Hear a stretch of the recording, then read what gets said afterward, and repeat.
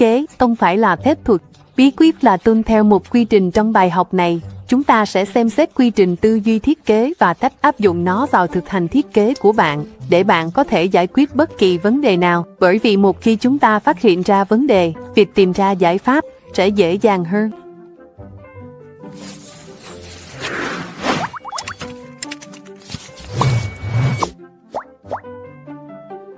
Tại cốt lõi của tư duy thiết kế là sự quan sát. Nó liên quan đến việc lùi lại một bước khỏi vấn đề và nhìn vào văn hóa cũng như con người xung quanh nó. Tim Brand, giám đốc điều hành của công ty thiết kế IGEA, đưa ra một định nghĩa hữu ích về tư duy thiết kế. Ông nói, tư duy thiết kế là một phương pháp lấy con người làm trung tâm cho sự đổi mới, rút ra từ bộ công cụ của nhà thiết kế để tích hợp nhu cầu của con người, khả năng của công nghệ và yêu cầu cho sự thành công trong kinh doanh.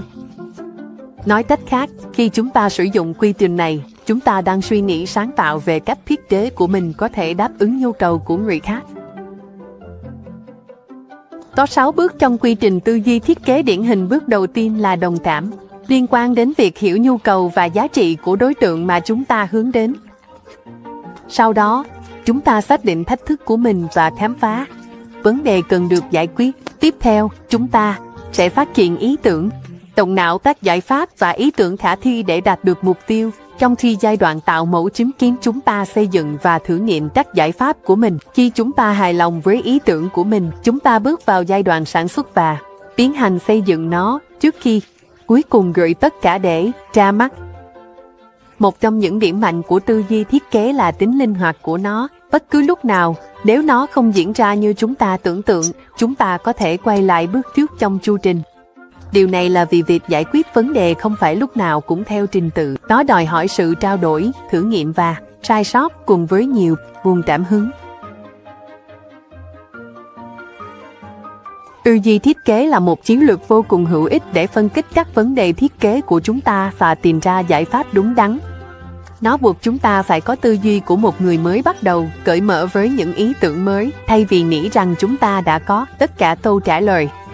Đó là việc chấp nhận vấn đề, gạt bỏ sự nghi ngờ bản thân, để chúng ta có thể hợp tác với người khác và thực sự lắng nghe, thay vì phán xét các giải pháp tiềm năng. Một lựa chọn khác cho tư duy thiết kế là quy trình giải quyết vấn đề sáng tạo Osborne Panner.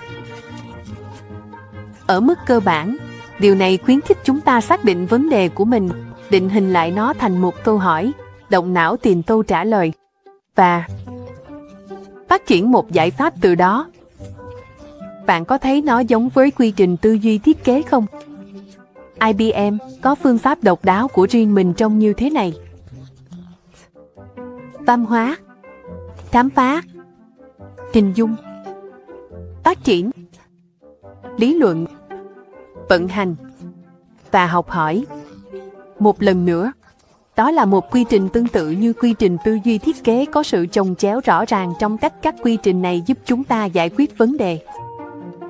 Ngay cả trong Canva, chúng tôi có những quy trình khác nhau phù hợp với kết quả mà chúng tôi đang cố gắng tạo ra. Nhóm thiết kế mẫu của chúng tôi tuân theo một quy trình như vậy: nghiên cứu và hiểu, thiết lập và thu thập, sản xuất, hoàn thiện và hoàn tất, khép lại vòng tròn. Trong khi đội ngũ sản phẩm của chúng tôi có một quy trình đơn giản và đi thẳng vào vấn đề hơn, đó là hình dung và lặp lại, xây dựng và thử nghiệm, phát triển và cải tiến.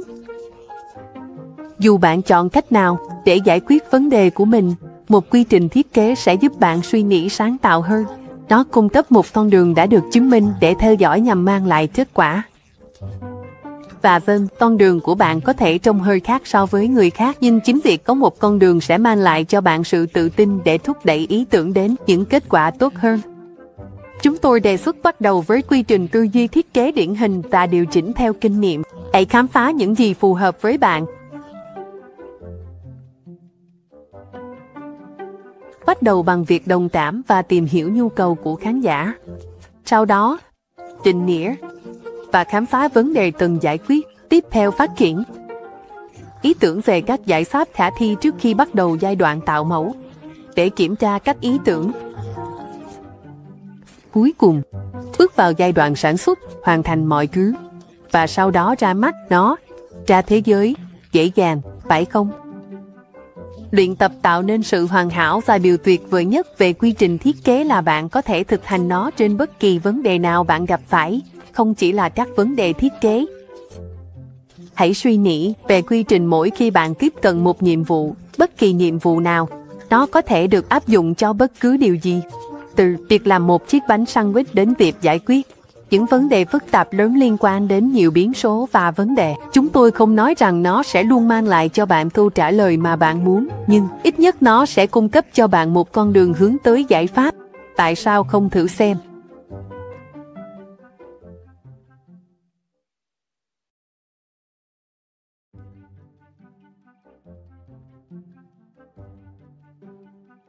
Design isn't magic. The secret is to follow a process. In this lesson, we'll look at the design thinking process and how to work it into your design practice so you can tackle any problem. Because once we discover the problem, it's easier to discover the solution.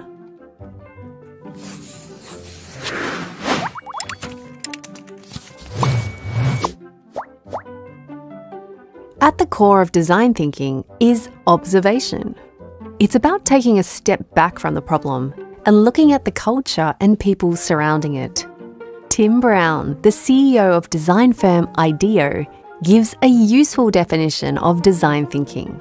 He says, "Design thinking is a human-centered approach to innovation that draws from the designer's toolkit to integrate the needs of people, the possibilities of technology, and the requirements for business success."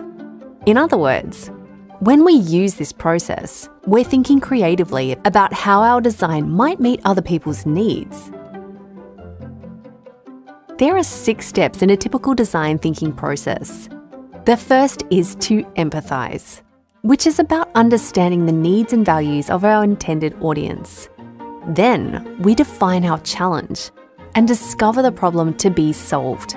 Next, we ideate, brainstorm possible solutions and ideas to get there, while the prototyping stage sees us building and testing our solutions. When we are happy with our idea, we enter the production stage and get it built before finally sending it all to launch. One of the strengths of design thinking is its flexibility. At any time, if it's not turning out the way we imagined, we can return to a previous step in the cycle. This is because problem solving isn't always linear. It requires conversation, trial and error, and plenty of inspiration. Design thinking is an incredibly useful strategy to break down our design problems and find the right solution. It forces us to take a beginner's mindset, being open to new ideas rather than thinking we have all the answers. It's about accepting the problem, casting aside self-doubt, so we can collaborate with others and truly listening to, rather than judging potential solutions. Another alternative to design thinking is the Osborne-Parnes creative problem-solving process. On a basic level, this encourages us to identify our problem, reframe it as a question, brainstorm answers, and develop a solution from there. See how similar this is to the design thinking process? IBM has its own unique methodology that looks like this: culture, discover, envision, develop, reason, operate, and learn. Again, it's a similar process to the design thinking process. There's clear overlap in the way the processes help us solve problems. Even within Canva, we have different processes, fit for the outcome we are trying to create. Our template design team follows something like this: research and understand, set up and gather, production, polish and finalize, close the loop. While our product team has a much simpler, to the point process: envision and iterate, build and test, grow and improve. No matter how you choose to solve your problems, a design process will help you think more creatively. It provides a proven pathway to follow to deliver results.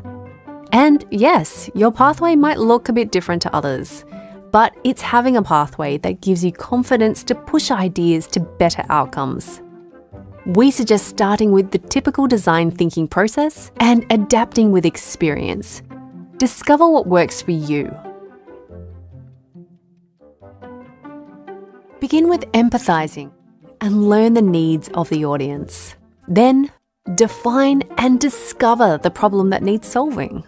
Next, ideate on possible solutions before starting the prototyping stage to test the ideas. Finally, enter the production stage, get things built, and then launch it to the world. Easy, right? Practice makes perfect. And the best thing about the design process is you can practice it on any problem you come up against, not just design problems. Think through the process next time you approach a task, any task.